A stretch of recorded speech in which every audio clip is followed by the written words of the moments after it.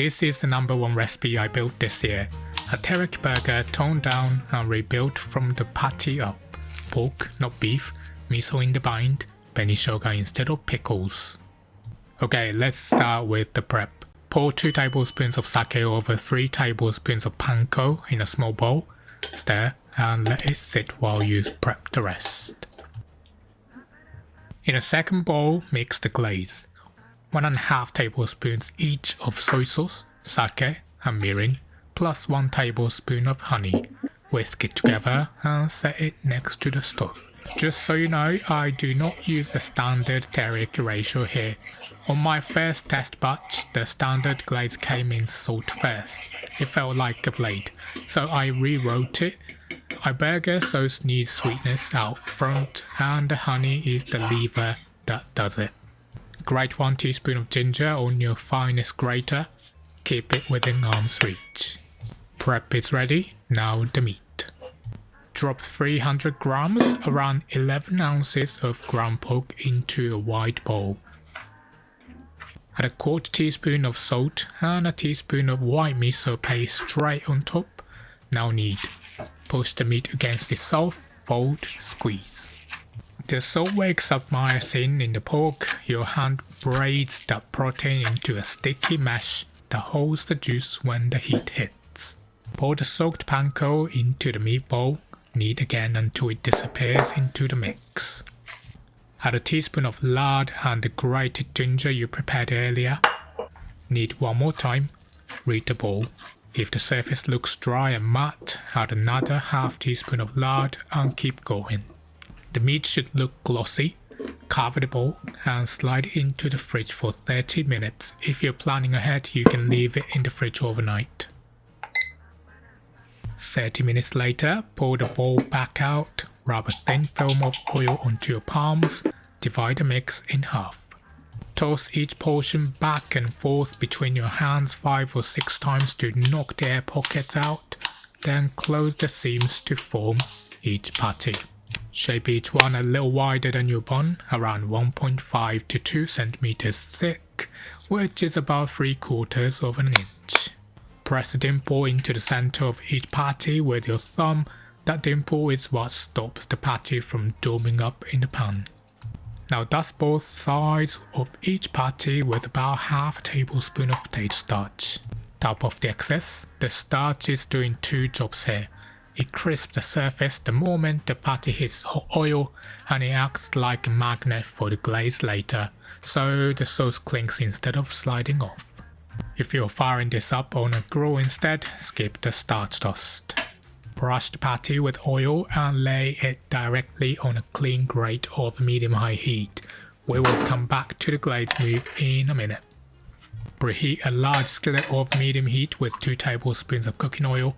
Once the oil shimmers, lay the patties in the pan with a finger of space between them.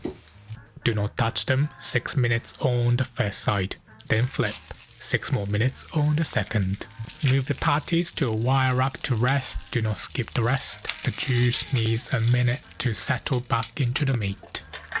In the same skillet, which is now slick with the fat the pork left behind, lay the cut sides of 2 burger buns face down. 1 minute, that is all it takes. The bread drinks the fat and the juice the patties left in the pan. Pull the buns out before they get too dark. This is the move that makes this burger the kind of indulgence you do not quite want to admit to. Yes, it is rich, but it is also top shelf, and one of those textures you cannot get any other way.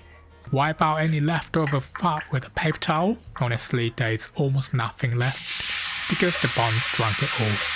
Turn the heat down 1 notch. Pour in the glaze you prepared earlier. Scrape the fond off the bottom of the pan so it melts into the sauce. Keep your eye on this part. The sauce reduces fast and it's easy to burn. Move the patties back in the second the glaze coats the back of a spoon. Flip once and coat both sides. Place the bottom bun on a bowl.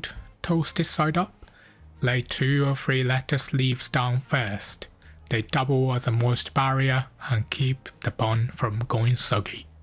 Set the glazed patty on the lettuce, the side with the heaviest glaze facing up. Dust the top with a little ground white pepper. Now beni shoga, a tidy pinch streaked across the middle. That is red pickled ginger, the kind you know from gyudon. Sharp, salty, the color of a sunset. For me, this is the piece that makes the burger feel truly mine. The bold pink against the dark caramelized glaze. Lay one slice of tomato on top, 5mm to 1cm thick. Smear a thin layer of Japanese mayonnaise, a tiny touch of karashi or yellow mustard stirred in is welcome here too. Spoon any leftover glaze on top of the mayo. Top bun, toast it side down, brush gently with your palm. Plate the burger onto a bowl, cut it in half with a bread knife and look at the cross section. Pork fat soaked into the bun, miso mesh holding the juice inside the patty, beni shoga pink against the beautiful caramelized teriyaki glaze. And this is my ultimate teriyaki burger, built on layers of Japanese elements. Make this tonight. Google teriyaki burgers Sudachi for the full printable recipe with exact measurements and timing. Want even more delicious recipes? Grab my free cookbook from the link in the description. Okay, let's go over the ingredients one more time. And if you're ready to cook, grab the written instructions by clicking the full recipe box with a picture that's about to pop up on your screen. Tap the recipe card on your screen for the full printable version with exact measurements, every timing, and notes for getting each step right. Next week, I'm making homemade gyoza wrappers. See you then.